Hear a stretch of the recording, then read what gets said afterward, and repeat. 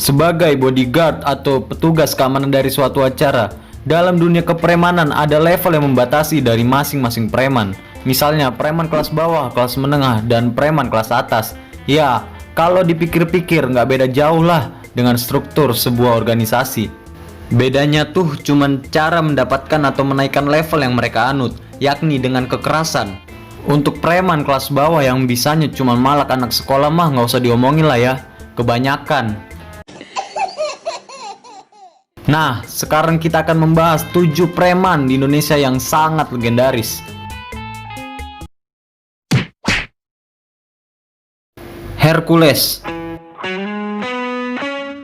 Hercules merupakan seorang preman yang ditakuti di daerah Tanah Abang, Jakarta. Walaupun perawakannya tidak besar, Hercules mampu lolos dari sang maut berkali-kali. Tangan kanannya telah putus dan digantikan tangan palsu. Bola mata kanannya pun sudah diganti dengan bola mata palsu setelah terkena timah panas dari lawannya.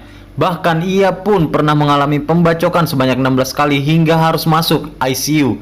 Ada isu yang mengatakan bahwa ia punya ilmu kebal yang didapatnya dari seorang pendekar Baduy Dalam. Kusni Kasdut. Kusni Kasdut adalah preman sekaligus penjahat dan perampok kelas kakap yang pernah ada di Indonesia. Bahkan bisa dibilang ia adalah preman paling legendaris karena banyak sekali melakukan aksi mengerikan.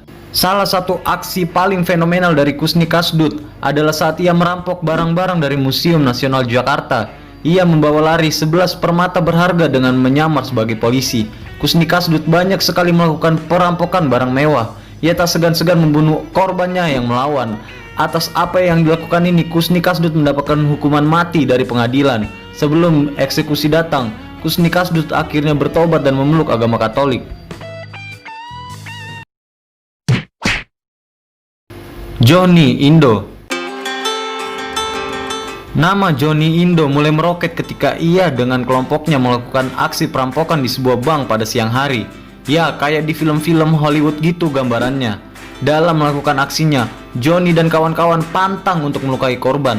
Namun akhirnya dia tertangkap oleh polisi karena kecerobohan anggotanya yang menjual barang rampokan sembarangan. Mereka pun dipenjara di Nusa Kembangan. Akan tetapi, hal itu tidak membuat Johnny berhenti. Ia kabur dari Nusa Kembangan bersama 7 kawannya karena tidak makan selama berhari-hari. Akhirnya ia menyerahkan diri ke polisi. Ketika di penjara untuk kedua kalinya, ia mulai insyaf dan belajar agama.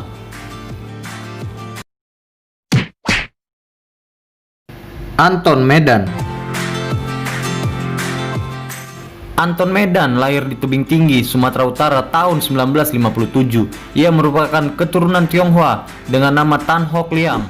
Sebelum insyaf, ia merupakan perampok yang ganas dan juga seorang bandar judi. Banyak tuduhan yang datang kepadanya terkait kasus kerusuhan Mei 1998. Sejak 1992, ia berhenti dan masuk Islam. Kemudian membuat Masjid Jami Tan Hock Liang di daerah Cibinong. Sahara Oloan Panggabean. Nah, preman yang satu ini berasal dari Tapanuli, Sumatera Utara.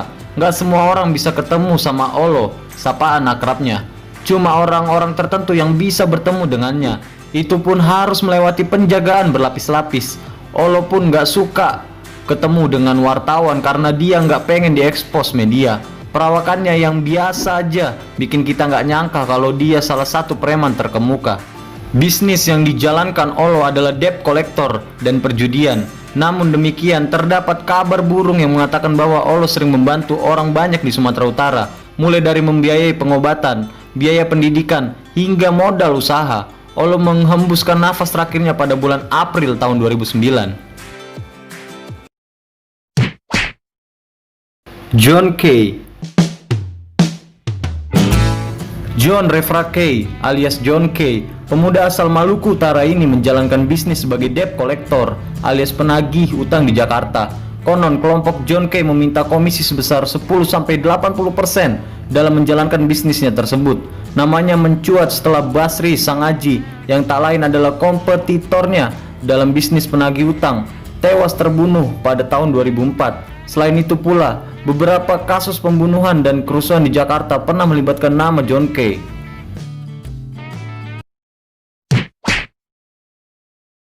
Johnny Sembiring. Sosok Johnny Sembiring memang melegenda. Johnny Sembiring dikenal preman intelek.